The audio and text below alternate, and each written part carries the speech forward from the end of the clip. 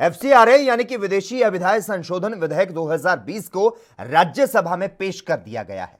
यह बिल पहले लोकसभा से पास हो चुका है और आज इस बिल के राज्यसभा से भी पास होने की संभावना है। तो वहीं दूसरी तरफ राज्यसभा से निलंबित 8 सांसदों के मुद्दे पर विपक्ष एकजुट हो गया। विपक्ष ने सदन की कार्रवाई का बहिष्कार करने का ऐलान किया। कांग्रेस के नेतृत्व में विपक्ष ने मंगलवार को राज्यसभा और लोकसभा की कार्रवाई का बहिष्कार किया। विपक्षी सांसद सदन से वॉकआउट कर गए। लोकसभा अध्यक्ष ओम बिरला ने मंगलवार देर शाम विपक्षी सांसदों से मुलाकात की।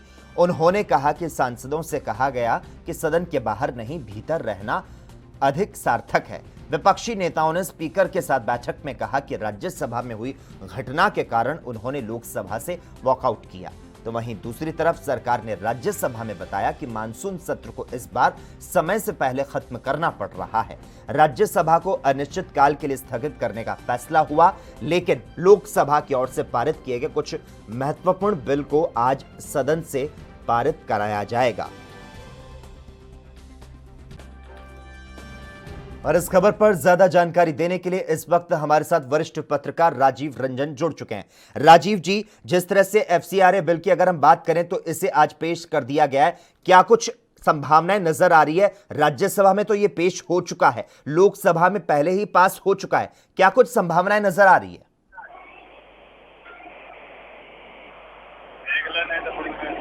राजीव जी, क्या मेरी आवाज आप तक पहुंच पा रही है? तो आपको बता दें, संसद के मानसून सत्र का आज 10वां दिन है। राज्यसभा से निलंबित 8 सांसदों के मुद्दे पर विपक्ष जो है वो एकजुट हो चुका है। विपक्ष ने सदन की कार्रवाई का बहिष्कार करने का ऐलान कर दिया है। कांग्रेस के नेतृत्व में विपक्ष ने राज्यसभा और लोकसभा की कार्रवाई का कल बहिष्कार किया था। विपक्षी सांसद सदन से वॉकआउट कर गए थे और लोकसभा अध्यक्ष ओम बिरला ने कल देर शाम विपक्षी सांसदों से मुलाकात की थी। उन्होंने कहा था कि सांसदों से कहा गया कि सदन के बाहर नहीं भीतर रहना आर्थिक सार्थक है। और आपको बता दें, सरकार ने राज्यसभा में यह भी बताया कि सत्र को समय से पहले खत्म करना पड़ रहा है। और अब ऐसे में जब एफसीआरए बिल राज्यसभा में पेश हुआ है, और इस खबर पर ज्यादा जानकारी देने के लिए इस वक्त हमारे साथ राजीव रंजन जुड़ चुके हैं। राजीव जी, आपसे जानना चाहेंगे, एफसीआरए का अगर बात करें तो ये जो बिल है लोकसभा में जो विधेयक है पहले से पास हो चुका है और अब राज्यसभा में पास होने की संभावनाएं जताई जा रही है, क्या कुछ कहेंगे आप इस पर? लोकेश, देखिए, ये इसकी जरूरत बहुत दिनों से थी। आपको पता है कि फॉरेन से जो फंडिंग होती है उसके जो प्रोसीजर्स हैं, उसका जो मॉनिटरिंग है, उसमें कई खामियां हैं। इस वजह से फॉरेन से आने वाले फंड्स गलत हाथों में जाते थे और उस फंड्स का जो है मिसयूज होता था एंटी नेशनल एक्टिविटीज को कैरी आउट करने के लिए। बहुत इस प्रकार के कंप्लेंट्स भी आते थे। कई प्रकार के फॉरेन जो फंड्स रेसिपिएंट्स थे उनको ब्लैकलिस्ट भी पास्ट में किया गया है। तो यह जरूरी था। मुझे लगता है कि फॉरेन से आने वाले सारे जो फंड हैं, जो कंट्रीब्यूशंस हैं, उसकी प्रॉपर उसमें टोटल ट्रांसपेरेंसी होनी चाहिए। पता होना चाहिए कि वो फंड्स कहाँ जा रहा है, किस प्रकार से यूज हो रहा है।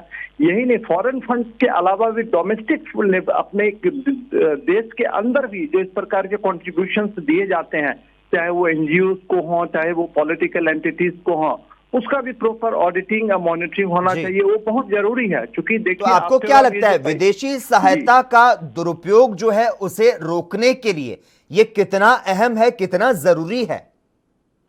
ये देखिए, बहुत जरूरी है लोकेश। यहाँ आप देखिए, कोई भी कानून है उसके पीछे जो आपका इंटेंट होता है, इंटेंट यह होता है कि कानून को हम यूज करके जो गलत चीज हो रहा है उसको हम रोकें। दुर्भाग्य से अपने यहाँ अच्छे कानून की कोई कमी नहीं है। बहुत सारे नॉर्म्स हैं, रूल्स हैं, रेगुलेशंस हैं। अनफॉर्चुनेटली उसको हम पूरी तरीके से इम्प्लीमेंट नहीं कर पाते हैं, मॉनिटर नहीं कर पाते हैं, उसकी ऑडिटिंग भी नहीं हम कर पाते हैं। इसलिए देखिए, इस देश में ढेर सारे प्रॉब्लम्स होते हैं। बिल्कुल, और उसी के लिए विदेशी सहायता और उसके उपयोग में पारदर्शिता लाने के लिए इसमें जो संशोधन है वो बेहद ही जरूरी है। धन्यवाद राजीव जी तमाम जानकारी देने के लिए और इस मुद्दे पर चर्चा कर। देश दुनिया की खबरों के लिए एएनबी न्यूज को सब्सक्राइब करें और बेल आइकन दबाएं।